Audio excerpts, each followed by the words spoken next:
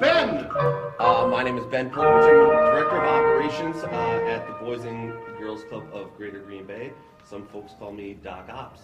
Outstanding. And in the middle, Alex Zacharias, Green Bay, Wisconsin, Boys and Girls Club. I'm visual director of film and video production. And in the end, Johanna. And I'm Johanna Wickland. I am playing this game from the leadership perspective, so I'll be answering questions through that lens. Fantastic. But let's meet today's celebrity guest people. Starting down here. Starting down there. Katie Newman. Hi, I'm Katie Newman. I'm the art director in our organization, and I've been working with the club for over 10 years in arts programming. Fantastic. I'm Christine Form. I think your name is pronounced for me. I just got a new last name. I don't fully understand how to pronounce it. Congratulations. I have been working for the club for 2 years. I'm a unit director, and I really believe in the power of athletics to change kids' world. And isn't that the truth? Yes, I'm here. Hi, I'm Lisa Angelhart. I am the VP of Operations for our organization. I am very active in the community, so I'm really curious on how much time I'm going to have to put on this project, being that, I'm out in the community doing things for the mayor and running my own little side business. So. And down here on the end. And I'm Andrea George, and prior to becoming the CEO, I was a board member here at the Boys and Girls Clubs of Greater Cloud for about 3 years. But the bulk of my experience is in commercial banking. I've been heavily involved in the Greater Cloud community, Chamber of Commerce, Rotary, Kiwanis, and just really excited to be in this leadership role now for a few years. Fantastic. Let's hear it for Cloud City, ladies and gentlemen. But now, let's get on to our today's categories. Let's take a look at them. Program dosage and duration. Recruitment and retention. Professional development. Numbers of pilot sites. Art form selection. And finally, family engagement. All right. Let's take a look here now. We're going to be playing each of these categories. When we reach the $400 category, that is your opportunity to ask a question of our contestants. So start thinking as the categories go going through. We flipped a coin behind the stage, and it seems as though, Johanna, you get a chance to go first. Johanna, what category are you going to pick? Mr. Craig, I will take professional development for 100. Professional development for 100. We would like to know a little bit about the basics. One of our basic learnings in professional development is that when working with teaching artists, we feel that it is critical to consider the artists as practicing art. The balance between being a teaching artist in Youth Arts Initiative and being a practicing professional artist in that own art form is so crucial. And in order to attract and retain high-quality teaching artists who truly are experts in their art form, that balance of maintaining personal professional pursuits of their own art form has been critical. We've heard loud and clear from our teaching artists that that is an essential ingredient to this formula. Fantastic.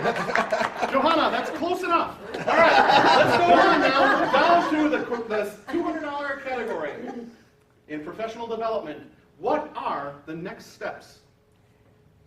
After we got teaching artists on board and got art forms selected and were implementing those YAI programs, we learned that it was just as important to invest in developing our supporting staff. So those individuals who aren't necessarily frontline working with the kids on the floor, but working with unit directors, operations directors, even top-level leadership, investing in the supporting staff structures, development, and learning about creative youth development, as well as how the arts are a vehicle for learning, healing, community engagement, having the whole team involved in that development process, and talent training was an essential takeaway for us. Fantastic. For $200, you are now winning. We are going to the $300 category with your biggest takeaway. The biggest takeaway is don't forget about professional development. It's easy to look at other areas of investment, but professional development was critical and crucial in terms of making sure that resources are protected and allocated for professional development, not just from a total comp value perspective, but also from a quality and continuous improvement perspective. We're hearing about Boys and Girls Clubs of America's identification of the importance of talent development, and that mirrors closely what we've experienced in Youth Arts Initiative, that need for resources to support professional development. Fantastic. Which brings us to the $400 category. Today's Daily Double. St. Cloud, you get a chance to ask a question of the team. So if this were Family Feud, we could be. Absolutely. You still can. So I'm not This is the sure. Family Jeopardy. I'm going to be speaking out loud because I'm not sure how my colleagues feel about this, but I get this is the arts and you're creative, but we are scared. We're like, we just got this really great opportunity and we're kind of shitting our pants over here because we don't want to mess it up. So, you know, I don't know how you guys feel, but we just have so much to learn. You guys have had such great success, you know, but I also don't want to take away from the prep that you've done. Maybe could we take the theater out of it and maybe pull the pieces of information, because, you know, we got to get back to our club and we have to sell this, because, you know, the four of us were the ones who wrote the application. We still have a whole organization of direct line frontline staff people that we have to sell this to. I don't know. Do you guys feel like, do I play a few more rounds, or do you want to just? Am I just the only one that's freaking out here? No, I'm a little nervous. I got 4 phone calls while we were sitting here already, and the mayor is going to be in the office in about a half hour, so we got to move this along. Elizabeth, Lisa, I just want to make sure, or just let you know, and we can take the pageantry out and just walk through this a little bit more quickly and a little bit drier and take out the fun and games. We just wanted to add a twist. We want to be fun and games. we want to be But conscious. right now, We want to be conscious of your time. But back to the well, back to the category of shitting of pants. Believe me, we've also been in double jeopardy. and double diapers. We felt the same exact way when we first got this initiative. We did not know where to start, how to start, and I think we were tasked with the process of coming up with basic next steps, biggest takeaways to get you on a form where you're less apprehensive and nervous and in a better starting spot. Us being the pilot site, we were really starting at ground zero, and we were tasked with leading a pathway so you could start and we could be passing the baton off you in a better starting spot than we did. Avoid the potholes we had, avoid those pitfalls and those traps. And those pitfalls and traps are in these categories of setting you guys up for success. So we can move forward and walk through these one at a time. And again, feel free to answer or jump in and interrupt and ask questions. And if we got to keep moving, or if there's a certain category you want to jump from, feel free to pick the category or anything that you're more interested in. I like that suggestion. What is most pressing for you in terms of priority and concern? For me, I think it's the program dosage and duration. How do you fit what you're doing? I mean, youth art sounds huge. How do you do it in your club when you have a lot of other really big, important programs that you're doing? Yeah, and I want to know, how you select which site to select and make sure we have the right locations and how do you select those art forms? How do you decide what those are for the kids? Well, I would say We will let's be getting at these questions in just a moment. Now a commercial break. Mr. Ben Bergovich. well let's take those in order. Let's take those in order. So, Christine, I believe you were first talking about program dosage and duration. So, Alex being a practicing professional teaching artist was tasked with integrating his program. So Alex, if you just want to. What's really important, and I think it's crucial, is the relationship between the staff and this new artist. That is so crucial. And the artist has to be very well aware of the environment, the culture of that club. So there's that process of the artist learning about their culture and vice versa. So there's that honeymoon period, and there's going to be some ups and downs. But for the most part, artists seem to be more flexible than institutions. So it's crucial to get that artist that has that mindset, being aware of traffic flow, locations that you're given, and spaces to work with. One of the things about creatives is that they tend to be more creative with less. So if you're concerned about, oh, we can't or we don't have, trust the artist that he or she will make it work. So Christina's bringing this up because we have had a strong, rich sports and fitness history within the community, and but we saw a need for kids that just weren't attracted to the Boys and Girls Club because they didn't play sports. So this is one of the reasons we set out to do this. So I think what Christina is struggling with is how do you, I don't know what your clubs were like. Did you have a strong emphasis on another program? But how did you bring in a program that's going to have a larger budget, face it, basically, than the other sports and fitness programs we've had for years? How did you bring that? I mean, was that what you were trying to get at, Christina? How did you bring that in? And how do you find the time for it all? Yeah. Like Alex had said, it's best to align as closely as possible to your program schedule that currently sits, so the traffic flow is there. The partnership that can be built from department to department. We have like arts and crafts. We have like some arts, but so there. I don't know that the traffic flow. There's enough in the program schedule right now for art, so something might have to give. And I think Christina's worried about, justifiably, the families and kids that have been relying on us for athletics. If some of those have to give to make room for this. Did that happen in any of your clubs? And if so, how did you, or were you just adding it on? You weren't necessarily had to give up anything else? It's a good question. We did not have that instance in our building. We added it and went by saying traffic flow, we're saying aligning with the time frame and the schedule and the breaks and the rotations.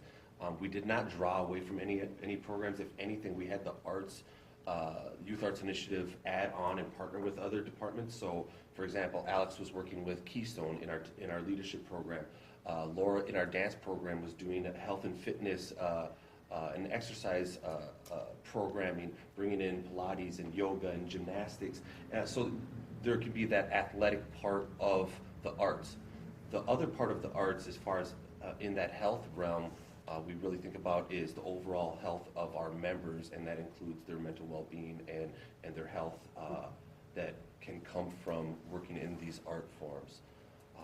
And as an artist, what I've been able to do is I've worked directly with each individual youth and just try to get exactly what they want and what their passions are. So if they say, Mr. Alex, on Tuesdays is when we have basketball, can I go there? Of course you can. Maybe we can bring some cameras and videotape you as you're doing your art form. So we're always trying to bring our art form into every program. So we capitalize on that.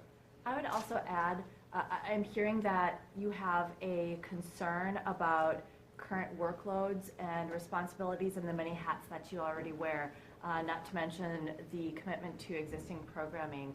Something that our Wave 1 organizations that were part of the initial pilot did as we got in this gear up and readiness and launched to implementation was adding additional capacity in that leadership and liaison role. So the grant allowed us to repurpose some of existing staff roles, as well as add on a liaison role that was not part of our existing organization chart.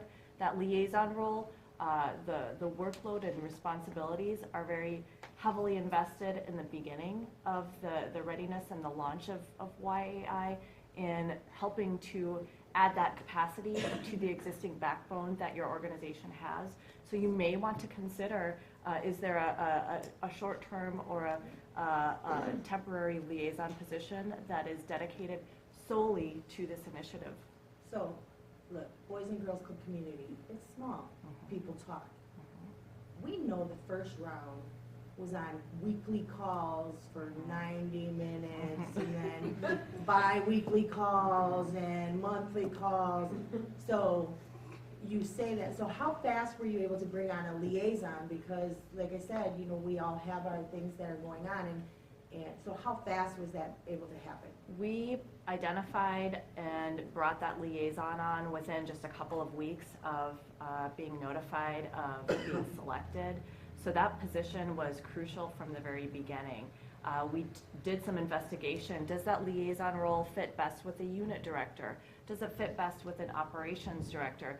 We felt it was neither, and we created it. Fit, meaning like supervised by, or the liaison, or you took an existing position? Correct. So did you backfill the unit directors? Like, so how did you make them the liaison and not just add stuff to their plate? Did you backfill and get them like a program director? We actually created a new position just to hold these liaison responsibilities. So it didn't take away or add on to Oh, the so the unit unit director director. became the liaison and then you replaced the unit director? We had an existing staff person that was fulfilling a different role, and that was crucial, having the liaison that was an experienced club professional, knew how club works, and also had an idea of the importance of the arts and was committed and passionate about the arts, though not really an expert in the arts. So that liaison role was actually one of our impact evaluators at the time. We did backfill that position, but that liaison was a crucial catalyst to the speed and efficiency of which we were able to select our art forms, hire our artists, onboard and So integrate. that person managed, you know, we're not sure if we're gonna have the same responsibility, but they handled all those calls, all the So we didn't have to meetings. be, So we don't have to be on. Lisa won't have to be on those calls, or do we need to not be naive and think, all right, we can't just pass this off to a new role? Like how much, sorry. No, I'll take it, considering that was my role when I was an impact evaluator and this process came along. And at the time I was managing a handful of grants and logistics and operational pieces, and it made sense that I jump on and instead of taking on smaller things, take on this larger initiative, and they did backfill my position. I'm often the conduit between staff. I'm the point person, so as a liaison, if I get a call from BGCA or Wallace or RFA and it's something I can handle, they pinpoint who they would like to. So yes, you know, they may want to talk to you once a month. You know, we may have 2 calls in a week, but I'll be communicating all that, and my job as liaison is to alleviate as much pressure off the team and be that mouthpiece, that communication piece. If they need data, they're coming to me. They're not going to come to you. If they need membership information, they're going to come to me. And if I don't have that, then I would come to you. There's going to be large group settings. The workload that you heard about is largely due in part to because this was very experimental. This was very new. And, you know, as much as it felt overwhelming to us at some times, where it was like, yeah, you know, I got 2-3 calls, you know, in a week and a half. As we look back, it was necessary because we did not know our path, and we needed somebody hovering above us to make sure that we went down the right path. As a way Hover to makes me nervous though. Who was hovering? hovering might not have been the best one. Stalking, no. Hovering was a bad choice of words. But was it BGC? I didn't mean to Yes. like. No, Was it it was- BGCA? Was it, who was? It was more Keeping you so. on the straight and narrow, because I BGC like the idea of someone yeah. keeping us on the straight and narrow, Yes. because life happens, you go back to your desk and suddenly, why AI? Yeah. But Was it BGCA? Yes, it was. And as the liaison, I probably felt the most of that pressure because I was the conduit between everybody else. But also knowing that BGCA had pressure from RFA and Wallace and other folks within BGCA putting some of that pressure because this was a big deal. Now, as a Wave 2 site, I'm guessing that initial kickoff and start off will be not as labor intensive. You'll have access to folks from Wave 1 to alleviate some of that pressure. You're going to be starting at a better spot than we started, where we didn't have a path. You guys will have some more resources to bounce ideas off, knowing that you're going to take your own path. Oh, go ahead. Well, I was just gonna say, so you had this person as a liaison, which sounds fabulous, by the way, really interesting to me, in particular with my experience. But Good, so you want the job, because I think we're gonna do that. yes, but anyway, don't you think it's important, and maybe this in your situation doesn't apply, but isn't it important to have someone who's an expert in the arts as well, to lead a team of people? Like, don't you feel like that's kind of a value that that person should have? I mean, I know you're open to the arts, it sounds like, but, you know, would you, I don't know, I mean. Can I piggyback so you can answer both? So with that said, because Boys and Girls Club is a small community, I don't think we're getting as much money as you did. So we're not going to be able to follow suit exactly the way you hired. So while you're recommending the liaison as the right person, I'm worried like, ooh, should it be boots on the ground that's out there first? Like what happens if we blow our wad on a liaison and then we can't afford direct line staff? So should we hire a liaison or put someone in as a liaison that can also deliver services? Go first, you two. To answer, Okay, wait a minute, to let me answer- throw one more question. Sure. in. There's two, so don't do one more. So, okay, so if there's this liaison position and there's artists in my club, who supervises the artists? Are they getting pulled in a couple directions? Because, I mean, it seems like the liaison would have to be a part of what they're doing for the program and, you know, all the evaluation piece that you were talking about. But then they're also with the kids and with the rest of my staff. So how does that work? How does that integrate? Let's start with that one, Christine, and that's a great question. It's a cohesive group unit, but yes, there needs to be dotted lines and solid lines on an org chart, and we went through and mapped through a lot of different versions of an org chart. And different clubs have done what's best for them. In our organization, myself as liaison has supervised folks in buildings with unit directors who don't directly supervise them. That dotted line might as well be a solid line as well, because there's universal. They're expected to be at family nights, at weekly huddles. They're invested just like every other staff member. And if I may add real quickly, as an artist, my background is I've supervised television stations with 104 workers. So I come in already with that experience of supervision, running an organization. When I go on film shoots, I work with teams organizing the whole process. So it was an easy Can I move to conversation. the Pacific Northwest? I don't know that we're going to find someone with your experience. Meeting over. You know, I wanted to come and sit down too to add some things to what you guys are talking about. You guys sound like you're very afraid right now, and you should be. But Excited. you should I also want be. you to think You we're should not also be excited. exceedingly excited because you're about Yeah. to do some really cool things. When I came on board, Alex helped me out a lot by giving me the permission to make mistakes. Even though we're going to have all this foundation for you guys, you're still going to be finding things that are going to fit for you. Not all of this stuff is going to fit for what your needs are. But what we've got is we've got this skeleton that you guys can build on. So be afraid, but also be very excited for what's coming.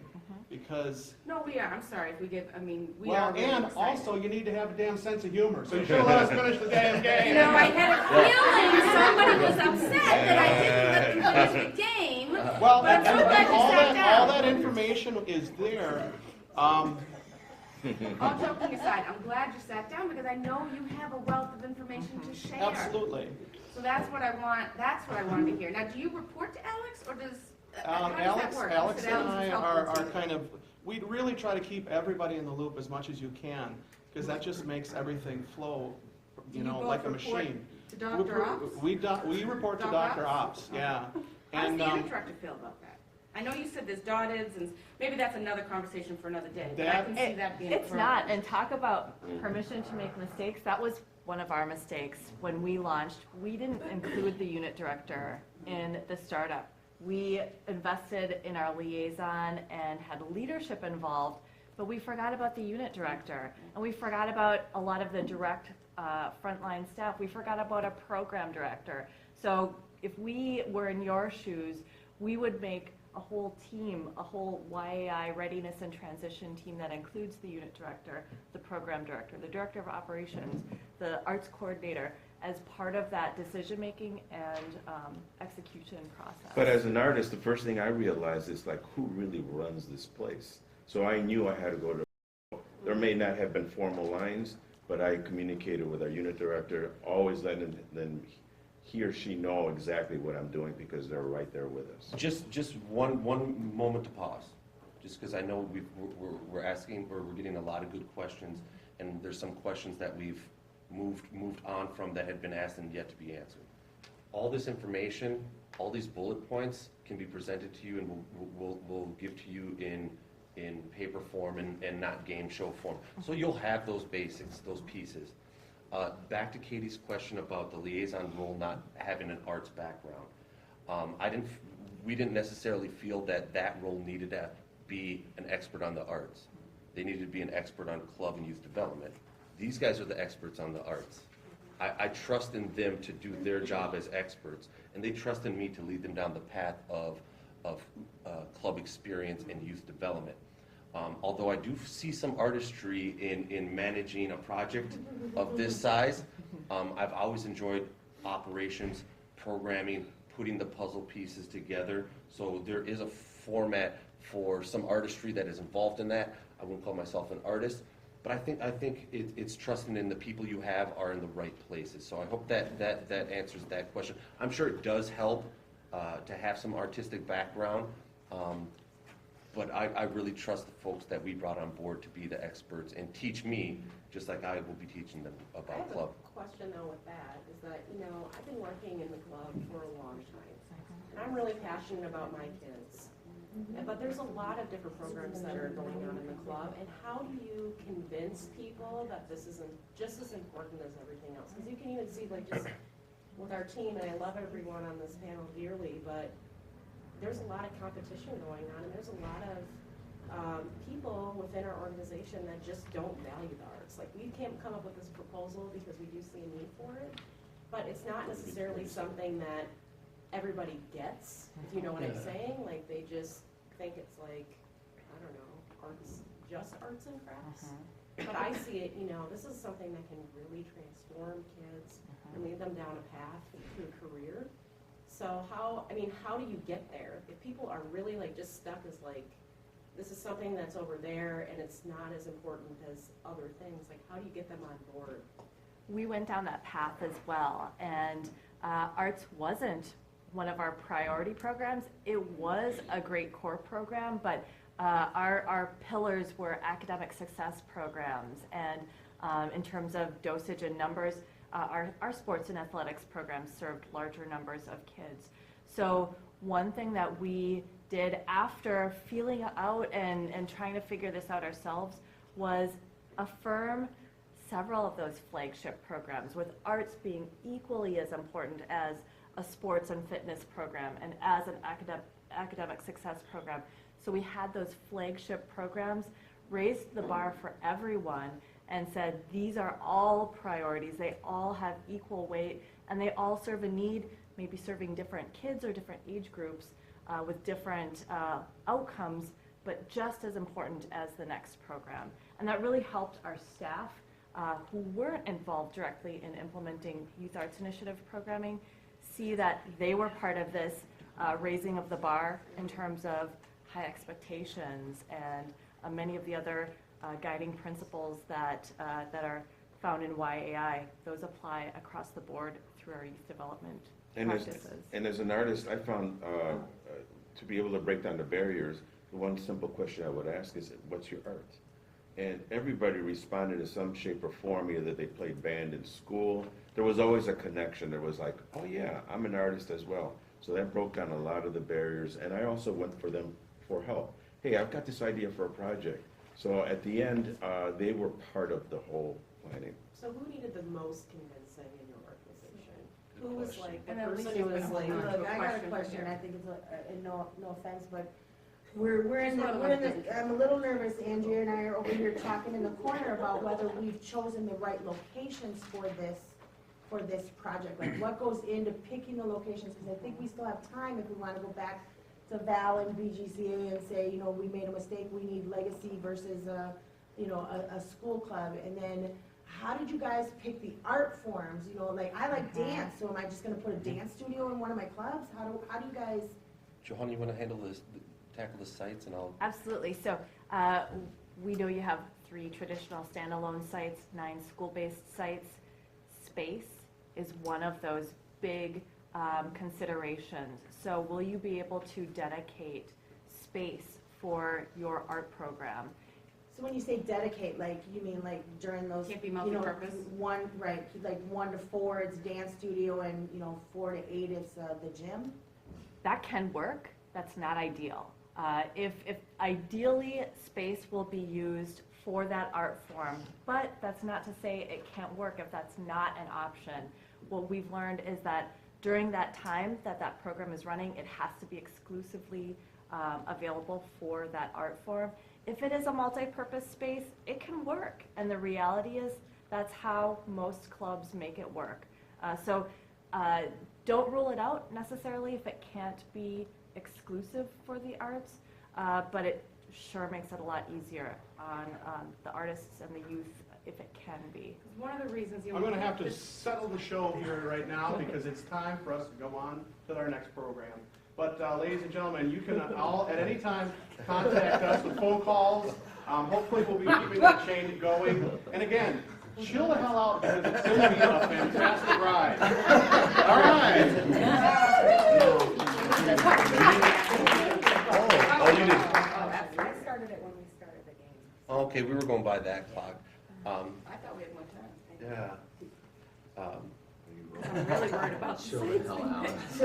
Can we keep going? Can we keep going? I love this. Do you want to, so here's a question I have for this.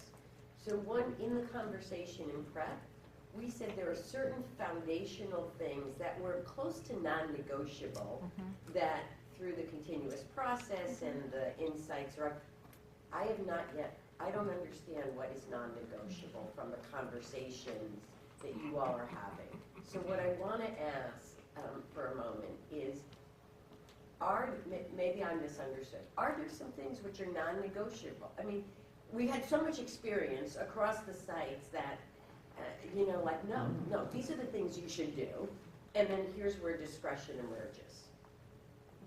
I think definitely one thing that is an absolute is family engagement.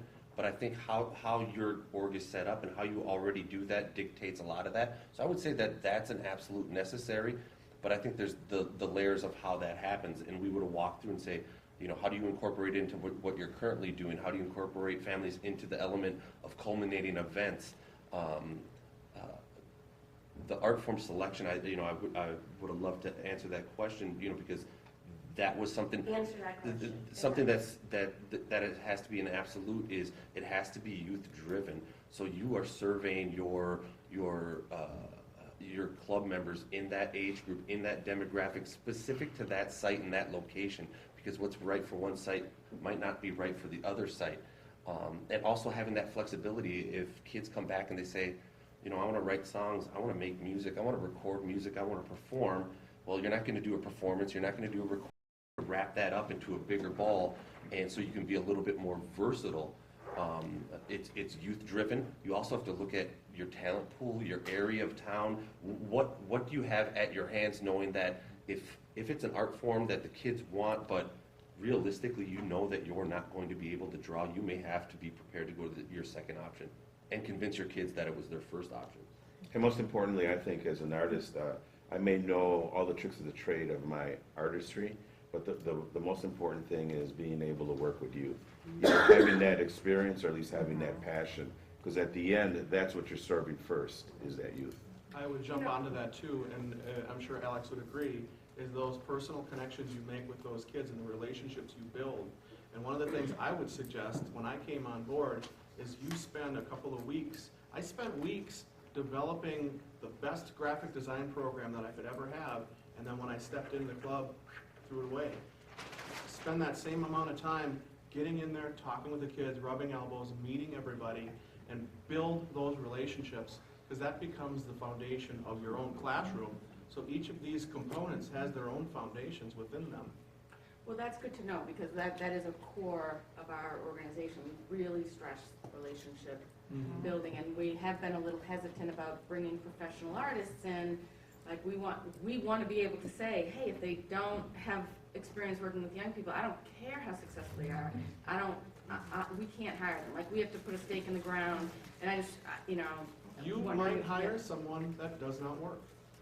And then you learn that right away, and it's probably best to, pull the plug and find someone new than to wait and see where it goes. And Elizabeth, I would something that I've learned and passed along just recently too is, as we were looking for folks, it is incredibly hard to find somebody who is an expert in their field as an artist and has a strong youth development background. So to that I say, bring them in, use your youth as part of your hiring process, the interview panel, have them do a workshop. Just because somebody hasn't worked with youth, doesn't mean they can't. And just because somebody has worked with youth doesn't mean they're any good at it.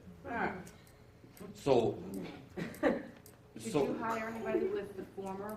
I mean, we've hired plenty with the latter, but the former, where they didn't have it, did you take a risk on anybody that hadn't really had the experience you were hoping would have been successful? Currently Derek Holt, who works for us and does digital audio arts, had very minimum youth development in his portfolio. However, he grew up the son of two parents that were teachers. He was heavily involved with a couple church groups back in the day in Milwaukee. So he had a little bit. Did you find it was training that got him where he needed to, or just experience within your organization and soaking in the culture of relationships? I think it was culture. I think he'd come from Milwaukee, African American male, and really was able to identify with a lot of our members that some of us couldn't, on topics that were harder to reach. So I think that was pivotal. Craig comes from a teaching background, 20 years in a small town in central Wisconsin. We're a different animal. And that's a different clientele, and that's a different structure. So there was a learning curve with that. Alex had been an independent, one-man show for so long, and he's an independent businessman. He's been part of those team aspects. So it was, I'm an independent businessman, I'm a team player, I'm a youth development professional now. So there's all different ways to address it, and it's on that individual basis. But as an artist, what I feel that what's helped me is once I've been onboarded, there are structures within the club that workshops and learning opportunities to learn how to work with youth, and that's really crucial. So make sure when you onboard you're an artist that you at least give them the basics of how to work with the youth. I'm sure there are some non-negotiables in the LOA that we haven't read, but this has really been helpful because we are worried about the integration. We are worried about how this is going to fit. So, I'm sure we'll get back in touch with you and you'll tell us what we absolutely positively have to do, but I these are just the got things that we're word worried from about. BGCA that you guys have been declined. I'm sorry. Sorry for wasting your time. Enjoy your flight. Thank you for coming to Georgia. I knew shutting down that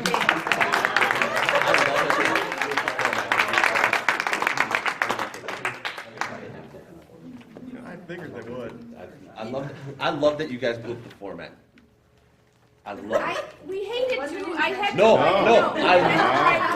I'm just saying it's like Hold on though, it's what Craig said, you can prepare the best thing that you want. Mm-hmm. Sometimes you walk into a room with those kids and they're like, no, I don't want to do that. You have to think on your feet and redirect. Well, no, just because it was a silly concept, and we thought it would be fun, and we were encouraged to try it. But the Johanna preference, this is serious material presented in a fun way. I got I don't have time. voicemails right now. Like, I don't have time for silly. We're apprehensive about what this is going to look like. I love it. And I do think, though, had you started with a different category might have been different, but professional development and I think in Oh, a yeah. new club's head, that's not what we're worried about. We're worried Craig's about It's the basics. the basics, the sites, the selection. It might have gone on longer. That's a very good but it point. wasn't that you know what I mean? So we're actually in the, I want to, first, thank you. I know you, like all the teams, put in extraordinary preparation, and you had role players playing, and they, you know, they blew it up, and you guys, I love it. you guys continued to play, so, well done on both sides of the You can fence. save this though, because this is for like meeting number 3 or meeting number 4. Or maybe it's an online tool. I mean, one of the things that actually was striking me is there was a lot of work that went into thinking about the questions and which material should we share and what is, you know, it could also easily be an online Yeah. tool. It's just not meeting number 1, Yeah. but it's definitely a keeper. Yeah, nice. All right, well, here's what I want I to do. had nothing to do with the decision of this. That was all done. I could out. tell. I think it might be good Like for, for kind of high quality art program, I had to put myself in my last CEO job, and I really was channeling. It was Fort Pierce and Port St. Lucie, and I really was channeling that. And I think you guys forgot what it was like to be brand new. And I think if you had channeled day one, you might have presented it. You might have realized all the fears that come with, bringing in a well-resourced program. In I don't care how that we're $26 Pick your million. fear, Jeopardy game with fear. Fear Literally factor. Fear factor. Fear factors. You know, Not enough. just Judy, no make more it- game show themes. Oh, honey, it wasn't our idea. I tried to help. But I have to say this, when we did stop it and ask those questions, you guys were great. Like, the information that you guys were giving us was exactly as someone who would be opening a new place would need. Do you know what I mean? Like, Oh, absolutely. And I think I think you guys also stopped performing and started talking. right, and it made it became more very obvious personal. on some It made it more like, you know what, I think I'm gonna work with you because being the leadership, you had all those answers I was looking for. Right, but you know what I mean? Like, it started, and then you started talking about your art form, and then it was like, well, then how do you pick your art form? Like, Yeah, who it picks that? it snowballed, and You know what I I mean? think the snowball blew it up. But one thing I really liked was there was a time where we had 3 questions on the back burner, Right. and it was like, and then hands were still going up to ask more questions, and like honestly, like we probably needed a better format to address individual questions one at a time because we weren't set up for it. And perhaps what this is saying is maybe prior to Wave 2 meeting with Wave 1, whoever they're going to be meeting with, hopefully there is this type of format where you can meet with an existing club. They're able to send in advance, here are my concerns, here's what I'm worried Yeah, I was about, gonna say here are my some- fears. some, like, Can you some help question address answer that? things that- And from every point of view, Right. from the Yeah. artist to the, I think the word integration that you brought up is, Well, that's what Christina was yeah, saying. That's the biggest and fear. it's something.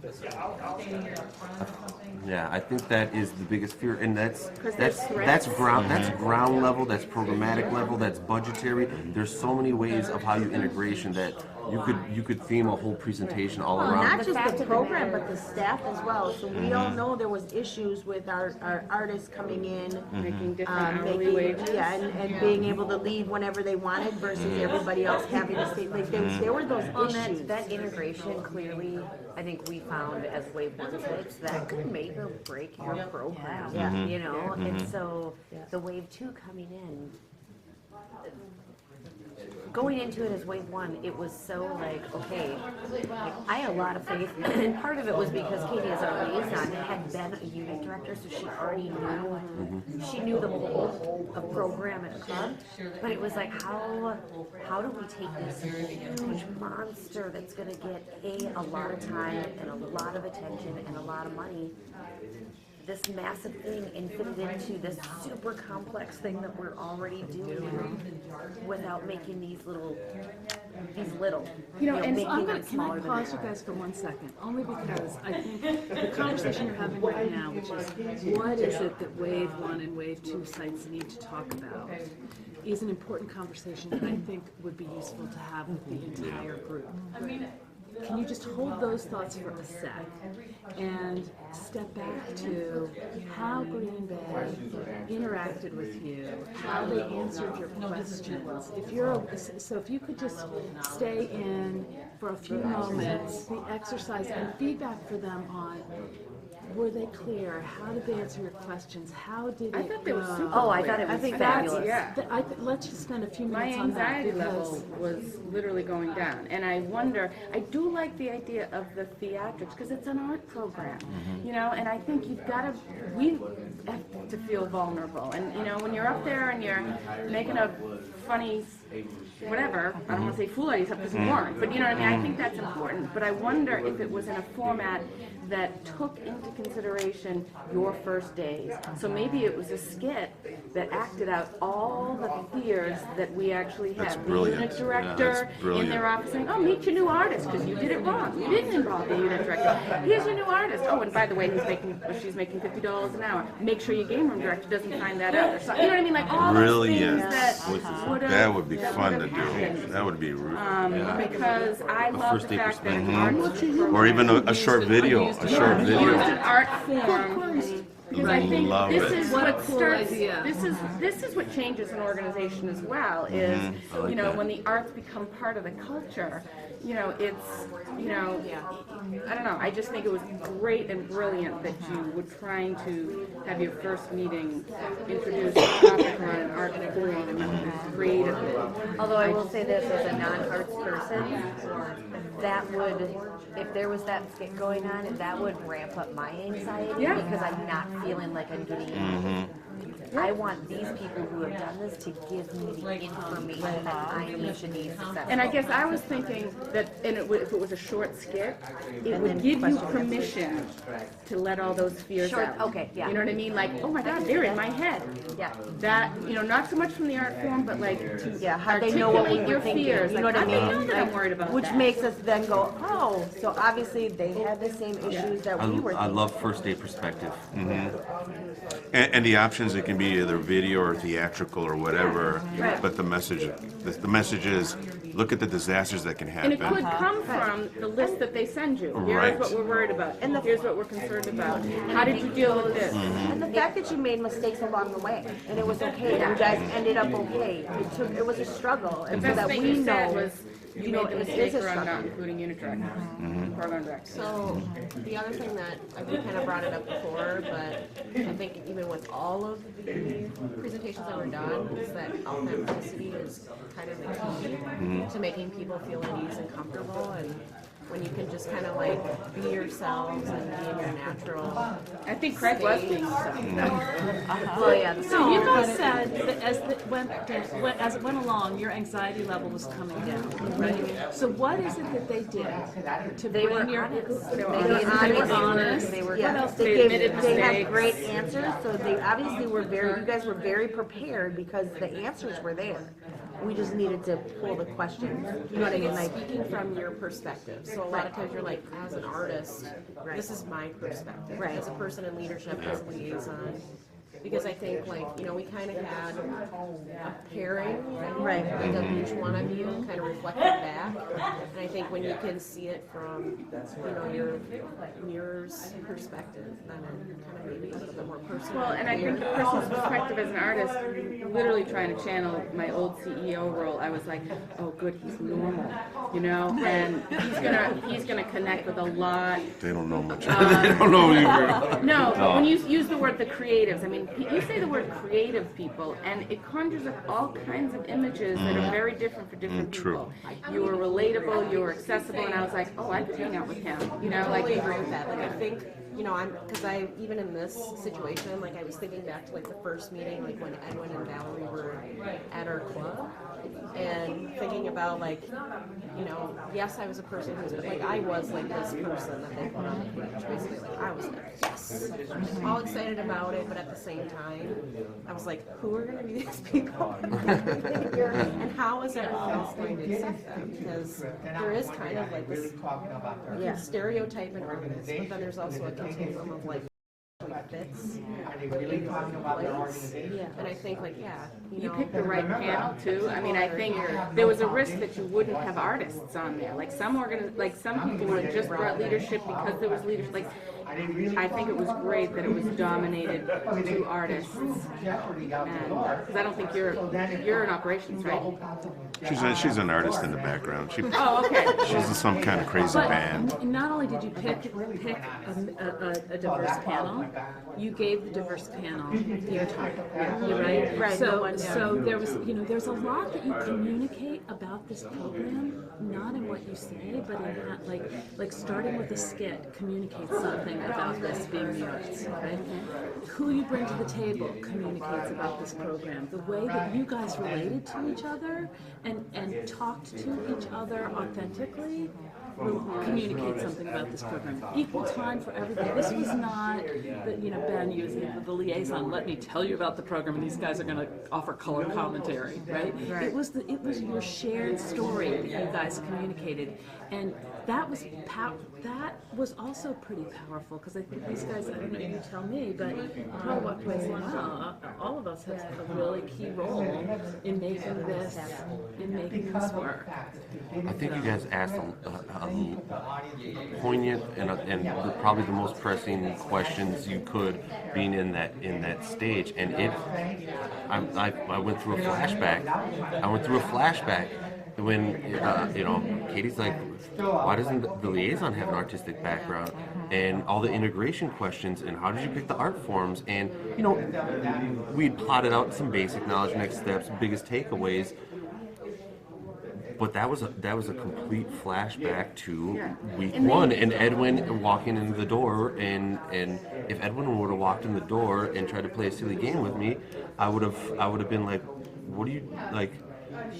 I'm nervous about this endeavor. What is this going to do? What does this mean? I think those questions aren't necessarily integral to the eventual success, but they're critical. Like, if you don't get those out of the way, you can't get to those other issues. So, I just...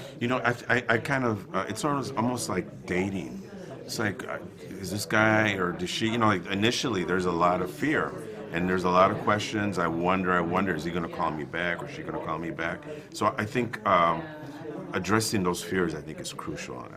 I think it goes back to the whole coaching mentoring piece. So in the beginning, it just felt like you guys were throwing information at us, and we're like, what's going on? And then it did feel like a mentoring coaching session once we were able to, you know what I mean, like physically hear each one of you speak about, you know what I mean. And I think it goes to that, building that trust. Like if you guys are going to mentor our city, how do we trust you if all we know is that, you know what I mean, a game show versus some personal... They pulled me in to host, so I wasn't really part of the planning of this at all, but it became very apparent to me last night that it was impersonal. There was just regurgitation of information, ultimately. So the connections, I thought, were... The information was going to be out there, but even though it was in a fun setting, it was still going to be dry as hell. And that makes it not retainable. You're not going to remember it.